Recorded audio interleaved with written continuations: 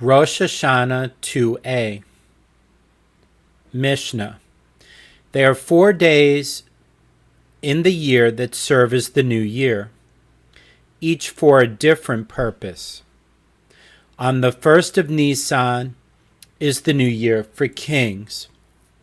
It is from this date that the years of a king's rule are counted.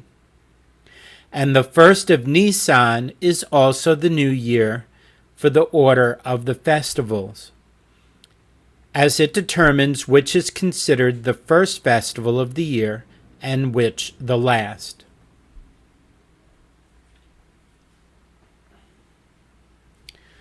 On the 1st of Elul is the new year for animal tithes. All the animals born prior to that date belong to the previous tithe year and are tithed as a single unit, whereas those born after that date belong to the next tithe year. Rabbi Elazar and Rabbi Shimon say, the new year for animal tithes is on the 1st of Tishrei.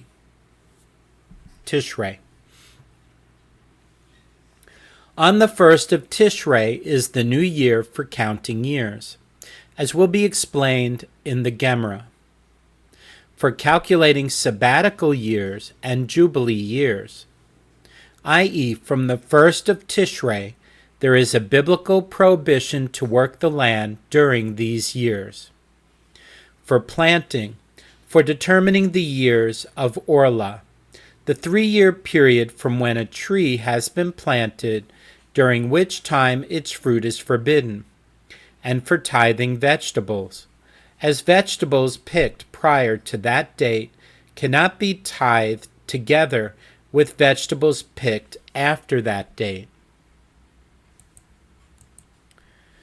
On the 1st of Shevat is the new year for the tree. The fruit of a tree that was formed prior to that date belonged to the previous tithe year and cannot be tied together with the fruit that was formed after that date. This ruling is in accordance with the statement of Beit Shammai. But Beit Hillel say, the new year for trees is on the 15th of Shevat. Gemara, the new year for kings, with regard to what halakha is it mentioned in the Mishnah? Why is it necessary to set a specific date to count the years of a king's rule, rather than counting them from the day that he ascends to the throne? Rav Hizda said, it is for determining the validity of documents.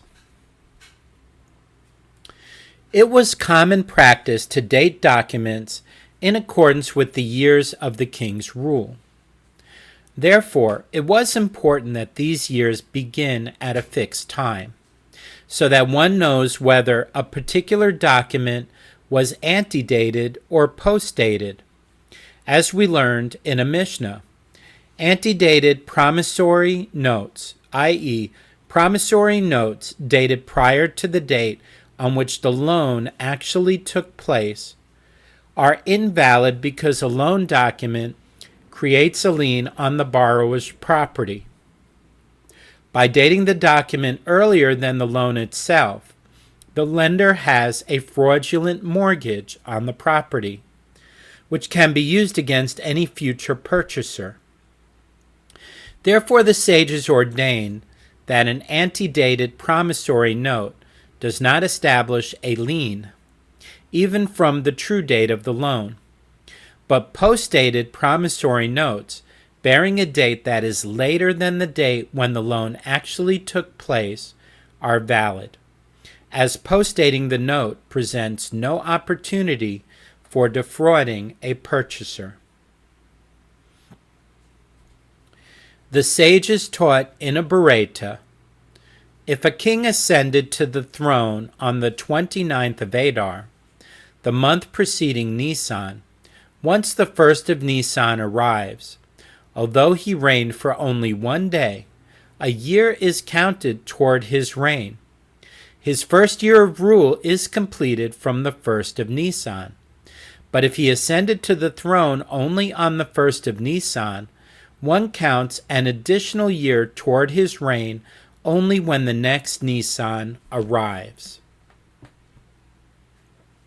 The master said, citing the Baraita, if a king ascended to the throne on the 29th of Adar, once the 1st of Nisan arrives, a year is counted toward his reign. The Gemara comments this.